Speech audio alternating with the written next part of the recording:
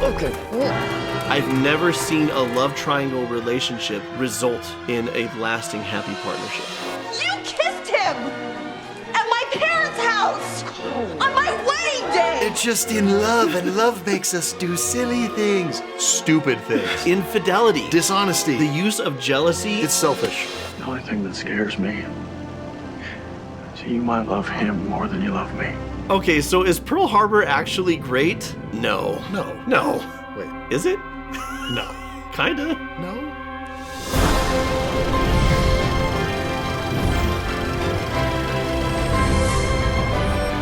You guys, Alan is making a feature film. It's a horror comedy thriller, and you can help make it happen. This is true. We have a crowdfunding campaign. It's over on BackerKit. It's also in the description, and you can help us make this scary kind of movie that's also funny.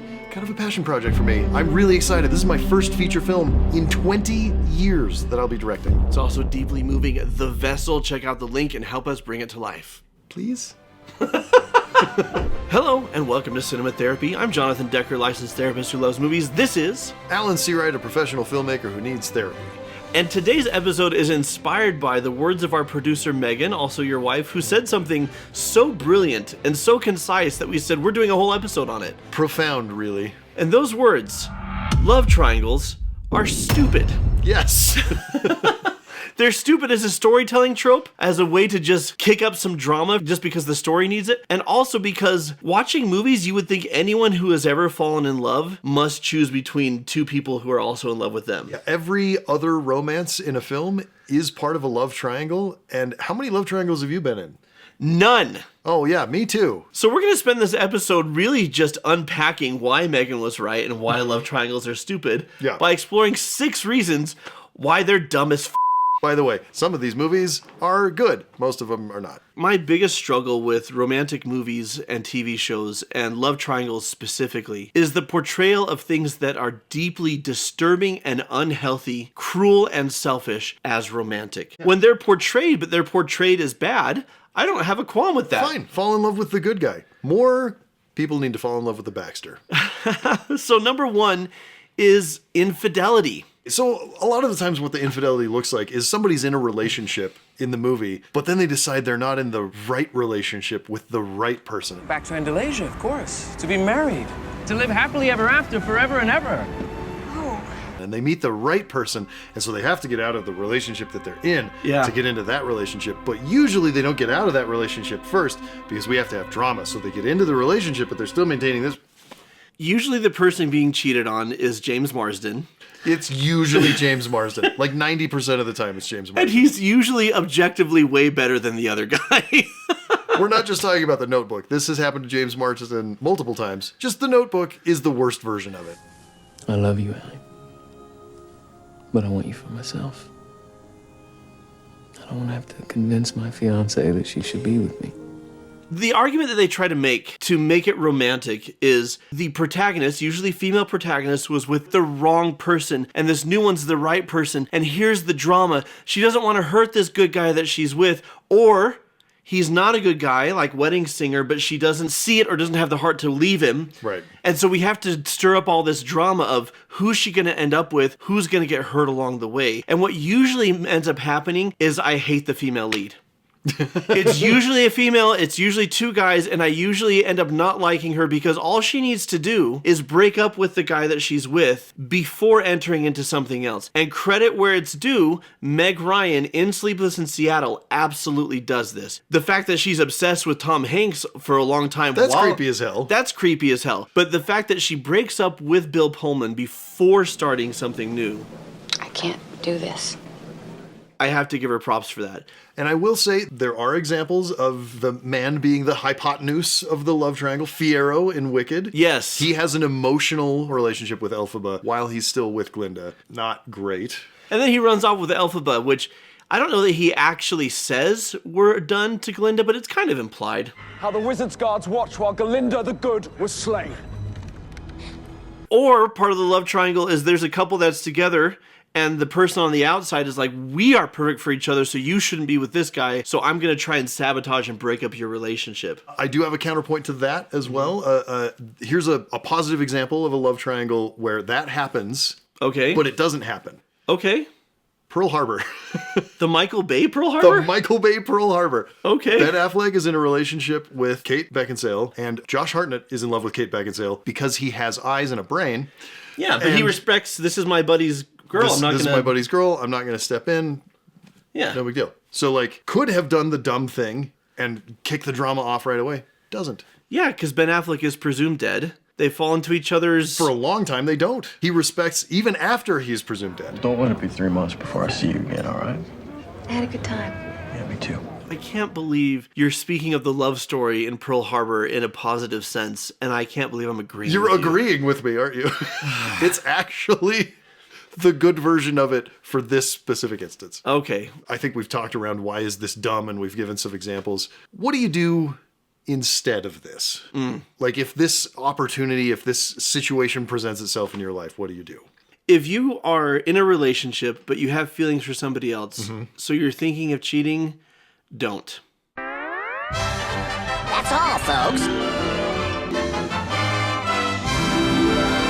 Okay. Take some time to figure out what you want and then move in that direction. Yeah, pick one, do one thing at a time. Relationships are based on integrity, not just attraction. And you might win in the pop culture sense where if you're part of a love triangle, you might win and get the person you want to be with. But a relationship based on cheating and infidelity and lies, that's not a foundation. Listen, all of us, especially us, know how easy it is to procrastinate things that you don't want to do. Having that difficult conversation with the girl who likes you. Telling your fiance that they're not actually the one. Scheduling doctor's appointments. Honestly, that one feels way more overwhelming.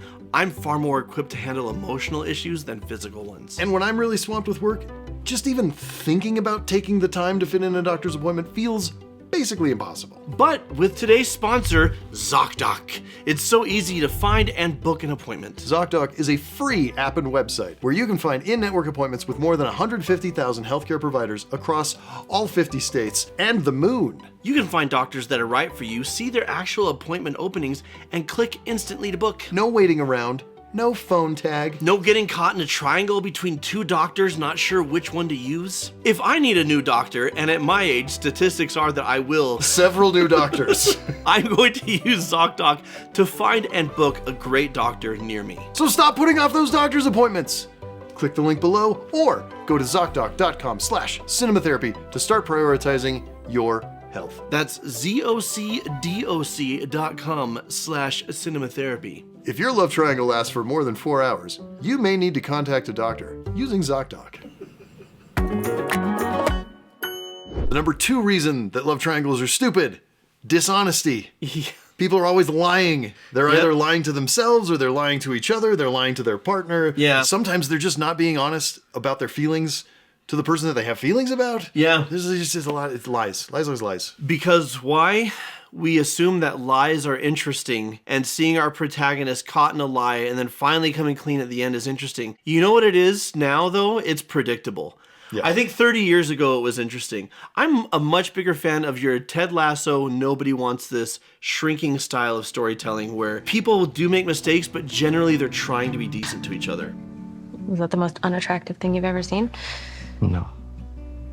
It's the most attractive. People lie, and it is fine to have your characters lie in a story. You just want to have them tell lies that are a believable thing that a human would try to do. So I think of Spider-Man 2. Oh yeah, Peter not telling MJ how he feels because Yeah. he's trying to protect her feelings, Harry's feelings, somebody's feelings. If you knew who he was, would you tell me? Well, he doesn't want her to get murdered by villains, and that's relatable. We've all been there. We've all been there. But at the end, when she's like, hey, how about you just tell me the truth and let me choose for myself? And he's like, huh.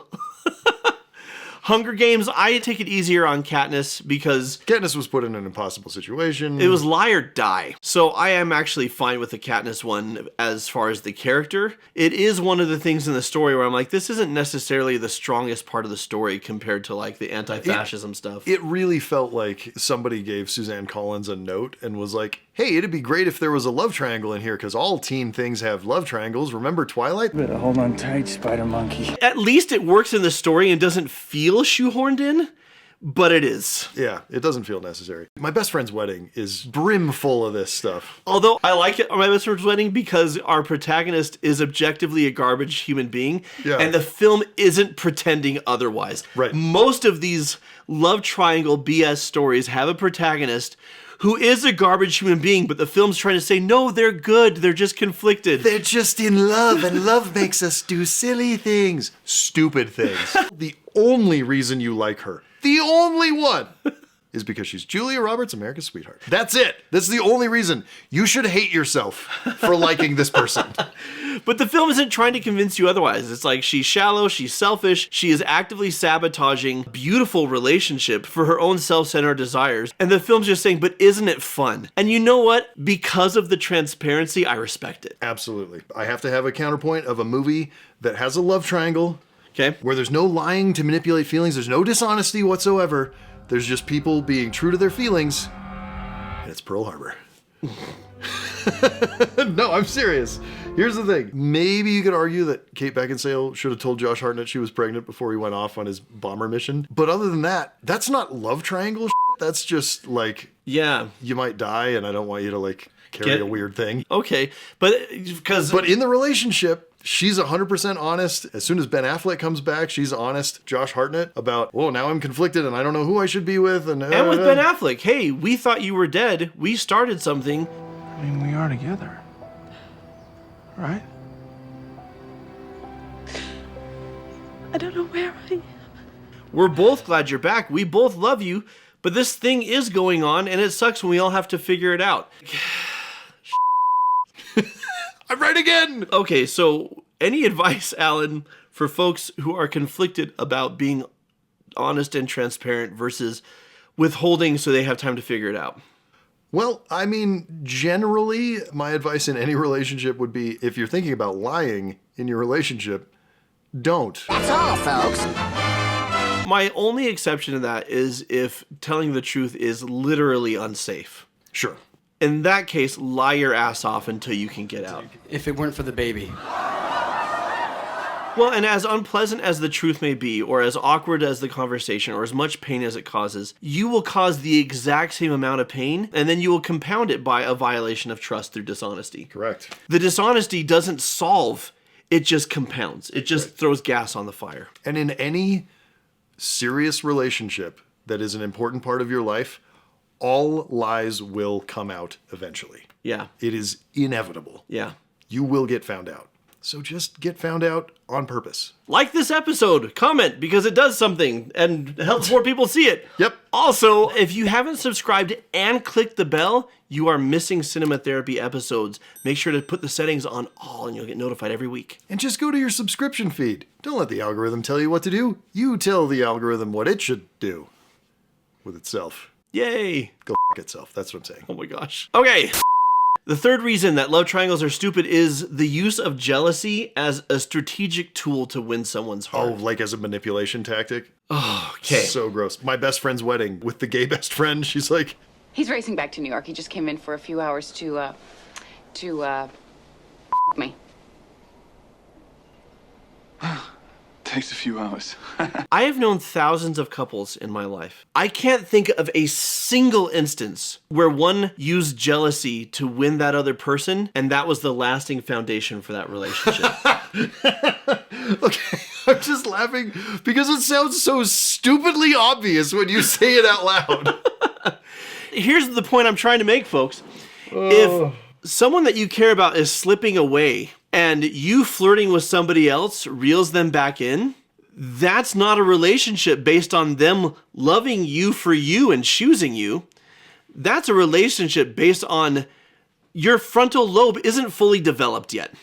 You are still a teenager. I've met all sorts of people who when they met, this person was already with someone else or interested in somebody else, and I felt jealous because I wanted them for myself. Oh, sure. Feeling jealousy, 100% natural. Right. Using it as a manipulation tactic, dumb. Examples. To All the Boys I've Loved Before is a good example of this. Oh yeah, Noah Centineo is trying to get his girlfriend who's been like, she cheated on him or something. He's trying to get her jealous, and so he sets up the fake relationship with Laura Jean. Now, in that example, the jealousy thing is not set up to work in the story. and they actually fall in love, and it's adorable. If you haven't seen To All the Boys I've Loved Before, you should watch it. It doesn't bother me when characters do this and it doesn't work and they are like, oh, this was stupid. I learned a lesson. It bothers me when it works. Oh, so Twilight? Spider monkey. This is presented as just like Jacob and Edward are constantly doing this. You're not gonna be one of them, Bella. It's not up to you. You know what we'll do to you. I won't have a Bella, choice. please come. They're constantly trying to get under the other's skin, and they're constantly trying to get Bella. Well, does Bella ever use Jacob to make Edward jealous? Oh, yeah. You know why you know and I don't is because I've suppressed this. I have reveled in it. I'm a little piggy. I like rolling around in the muck. More piggies, girl! I demand piggies! The most obvious example is the scene in Eclipse where Jacob has to keep Bella warm because he's warm-blooded. I know she's in love with you, Oh, good. but she's in love with me too. And like Jacob and Edward have this weird psychosexual thing where they're like using Bella as a pawn in the room with them while he's keeping her warm. And it's like, boys, just kiss already. Again, My Best Friend's Wedding also gets a pass for the very reason I just said. She does this, but she also realizes it's dumb, and it doesn't work. You kissed him! At my parents' house! On my wedding day! Tramp. I love My Best Friend's Wedding because it's like, here's all the tropes from all these other movies. Here's what would actually happen. And by the way, the person that you root for in the other movies actually isn't a good person. And a really good example of a movie with a love triangle showing jealousy in a healthy way, not in a manipulative way. Don't you... Pearl Harbor. Shut When Ben up! Affleck comes back from the dead, he is very jealous, obviously. Yeah, because Josh Hartnett. has been hooking up with Kate Beckinsale. He figures it out. There's the big dramatic Michael Bay. Rafe. Stay away. And Yeah. then he runs off and goes to the bar and then gets in a bar fight, right? And Josh Hartnett is jealous because he's conflicted. His best friend is back from the dead. Yes. Legitimately happy about that. But also, he got there first, so does that mean I'm going to lose her? Am I going to lose my girl or whatever? And so Josh Hartnett, out of his jealousy, says to Kate Beckinsale, The only thing that scares me is you might love him more than you love me. he's being upfront and honest about it. He's like, look, I'm jealous. He's vocalizing his insecurities. He's being vulnerable. Is Pearl Harbor actually well written? I started this being like, okay, maybe a couple of things are fine. But it's starting to feel more and more like... It might actually be kind of good. Like the relationships in Pearl Harbor that everybody has been slagging off for 25 years are actually might be kind of good. Oh my gosh. So point number 4, stringing someone or multiple people along just because you need that emotional validation. The cinematic version that I think about is Scarlett Johansson. Oh yeah, with E from Entourage. I always forget the guy's name. Where she knows he would step in front of a train for her, and he's just her like little comfort puppy until things work out for her in any other direction, literally. She treats him so selfishly and so badly. This is ground zero for an actor who is supremely likable as an actor and a person, playing a role and you just hate their guts. Mm-hmm. I think the only time this has ever been worse is William H. Macy and Téa Leoni in Jurassic Park 3. Love those Two actors. absolutely wonderful actors that you kind of just like, you could get eaten now.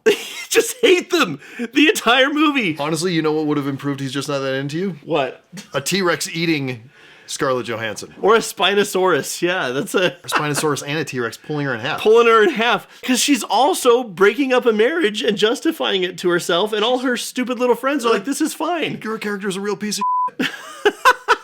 Good job, ScarJo, you did it. So this comes down to a fundamental selfishness of, I want to keep my options open. Yeah. And that means that I'm really considering partners like I would consider used cars.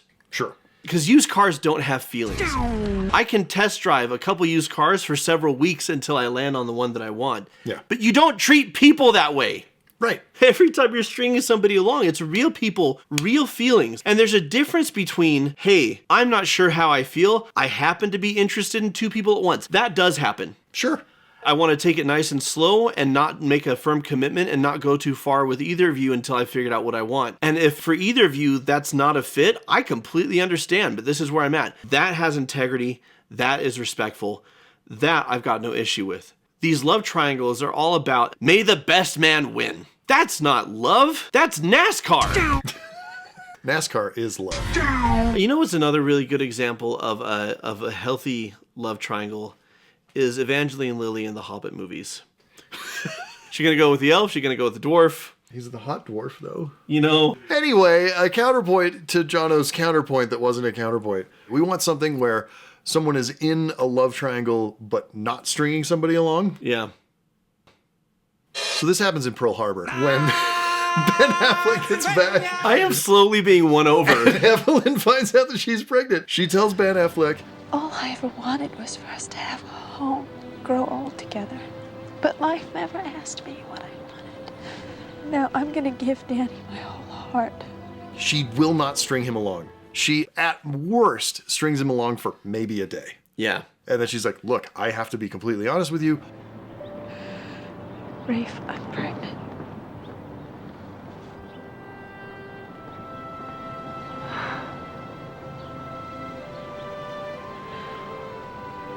Oh my God. I haven't told Danny. I don't want him to know. I'm pregnant with his child. I am going to give myself wholeheartedly to him. Yeah. I love you, but it did not work out, and so we cannot do this anymore. Yeah. Freaking Pearl Harbor, man. I mean, she loves them both, and it seems like, it's played as equally. Yeah. And so she picks the one that is the more logical option for sure, also the father of her child, and she sticks to it and has integrity. I cannot believe the 180 I'm doing in my own head on Pearl Harbor. Number 5, someone innocent gets hurt.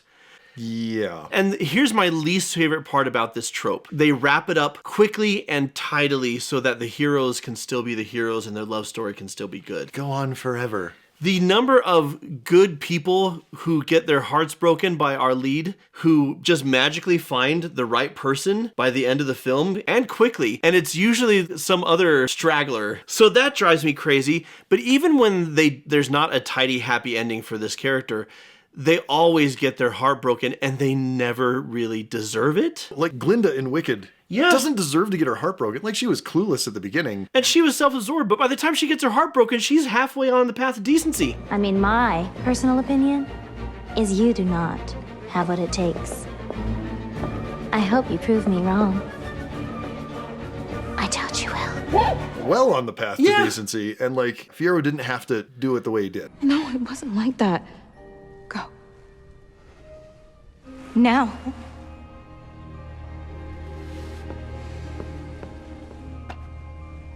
You deserve each other.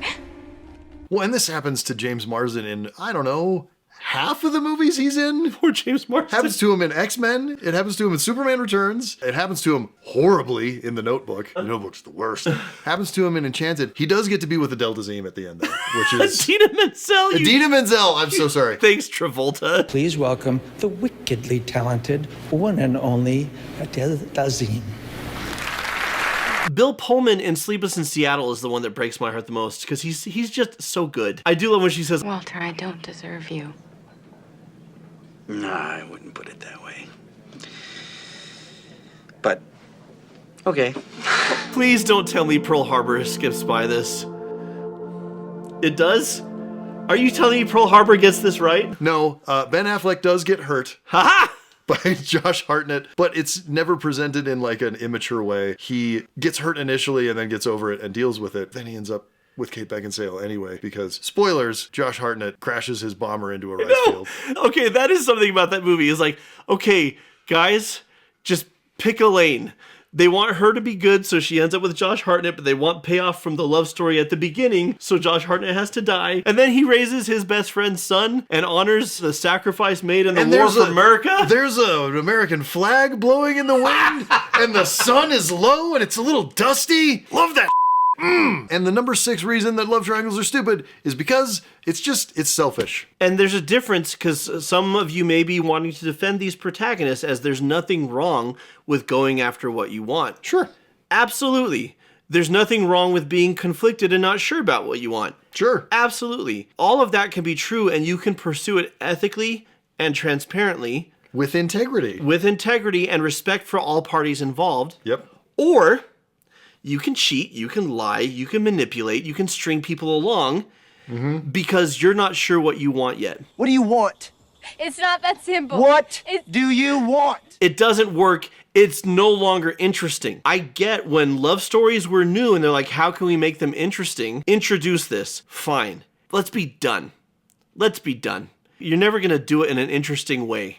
It's over. It's always selfish. Do we have some examples of the selfishness? Here's an example, and this is a little weird because this you don't think of as a love triangle movie, but Legally Blonde has a triangle. Right. It actually has two different triangles. So the guy's terrible. But Warner, that Elle is trying to get back with, she very selfishly is trying to get him back the whole time, and she's doing a little bit of lying and manipulating and whatever until she comes fully into her. Like, it's never presented as like, this is good. Right. But it does happen. I do love that at first they kind of circle each other and snarl, the two women. Nice outfit. Oh, I like your outfit too, except when I dress up as a frigid I try not to look so constipated. And then they realize, what are we doing? He's an idiot. We should be best friends. Yeah, and they end up besties. It's kind of great. It's very fun. It ends up a little pat for real life. Selfishness innately comes from insecurity. Sure. If I don't actually love myself, if I don't actually believe I'm enough, then I approach my entire life, including my relationships, with that scarcity mentality. Yeah, it's a zero-sum game. I have to get it so that no one else has it. Right. I need them to choose me to validate my worth. Right. When I validate my own worth, and I know who I am, then if someone doesn't choose me, it will hurt, but it won't devastate me. Right. And that way, I don't need to play all these stupid games. I can just be genuine and authentic and find the person who sees that and says, ooh, that's exactly what I want. And that person is going to see you as you are, who you are, and say, hell yes. And I have a rule when it comes to dating and getting married. If the answer isn't hell yes, the answer is no. Yeah. I'm not saying there can't be things to work through to get to the hell yes. Oh, sure. You know, questions, and concerns. hell yes is also going to have things that you need to work on forever. Right, absolutely. But if you need to make someone jealous, if you need to string them along, if you need to make sure you keep your options open, what you're really doing is, even if you win the day and you have that relationship, it's not a relationship based on hell yes. Right. And again, I've never seen a love triangle relationship result in a lasting happy partnership. Yeah. Although I do have one filmic counterexample of a character, you know, coming into an area where he could be very selfish and he doesn't get the hell yes. And it's Ben Affleck in Pearl Harbor. What the is this world? When he comes back, Kate Beckinsale does not give him a hell yes, and his response is what? So I'm gonna stand by my end of the deal. I'm gonna walk away, and I won't ask you for anything. I'm gonna let you be with Josh Hartnett, and you're gonna raise a family, and you're gonna be wonderful and great. And I'm gonna go off and be a war hero. That's what I'm gonna do. Go with God. Because that's what love is. I want for you what you want for you. I hope it means we're together, but if it doesn't, I genuinely, sincerely want you to be happy. And if it's not with me, then I don't want you to be with me. Yep. I can't believe... Pearl Harbor might actually be a great movie. Yeah. I think it is, guys. I think we need to reevaluate 2001's Michael Bay's A Pearl Harbor. Good heavens. I think I need to go lie down and see if my world still makes sense. I don't know what to do with this. So until next time. I've got movies you've never seen. Please, ma'am, don't take my wings. And watch movies. Watch movies. We want to thank our patrons who support this show and also get super extended director's cuts. This one's really long. There's also a bunch of stuff. I'm making a movie. You can learn about it over there. You get to see behind the scenes of all of it. People with names like these names. Ren. Cale Kennedy. Mike Caroni. Sirius 689. Dribla. Dribla. Dribla. We love you. Thanks, patrons. You're swell.